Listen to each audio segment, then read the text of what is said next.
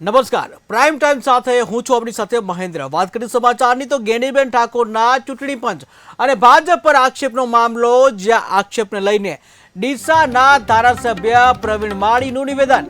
ત્યારે જણાવ્યું કે આ સમયની અંદર દરેક ઉમેદવારે ચૂંટણી પ્રવાસે લાગવું જોઈએ, આક્ષેપ પ્રતિ આક્ષેપમાં ના પડવું જોઈએ। જ્યાં કોંગ્રેસને જાકારો મળી રહ્યો છે એટલે આવી બધી વાતો કરે છે। લોકસભાની ચૂંટણીના ગણતરીના દિવસો બાકી છે, ત્યારે જે ભાજપ અને કોંગ્રેસ બંને ઉમેદવારો જે દિવસે જે કહી શકાય કે રાજકીય ગરમાવો આવતો જાય છે। જેમ જેમ દિવસો નજીક આવી રહ્યા છે તેમ આક્ષેપ પ્રતિ આક્ષેપની જે રાજનીતિ થઈ રહી છે।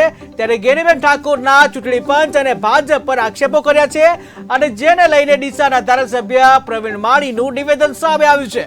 જ્યારે આ નિવેદનમાં તેઓએ જણાવ્યું કે આ સમયની અંદર દરેક ઉમેદવારે ચૂંટણી પ્રવાસે લાગવું જોઈએ, જ્યાં આક્ષેપ પ્રતિ આક્ષેપ ન કરવા જોઈએ તેવું જણાવ્યું। તેઓએ વધુમાં જણાવ્યું કે કોંગ્રેસને જાકારો મળી રહ્યો છે એટલે તેઓ આવી બધી વાતો કરે છે।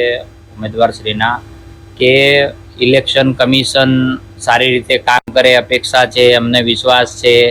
ઇલેક્શન કમિશન એનું કામ કરી જ રહ્યું છે અને એના આધારે જ આજે પણ દરેકના ફોર્મ એમનું પોતાનું ફોર્મ ગેનીબેનનું મંજૂર થઈ ગયું છે, એમાં કોઈ પ્રશ્ન જ નથી।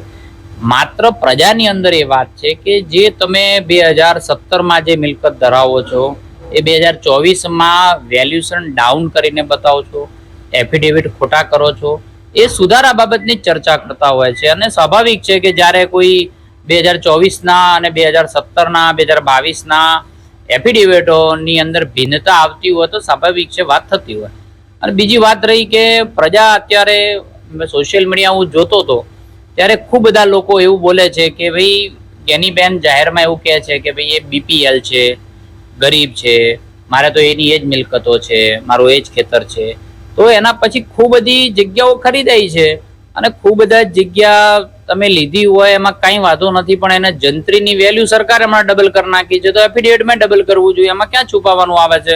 એટલે સત્ય સાથે રહેવું જોઈએ, સાચી રીતે ચૂંટણી લડવી જોઈએ, પ્રજામાં તમારા જે મુદ્દાઓ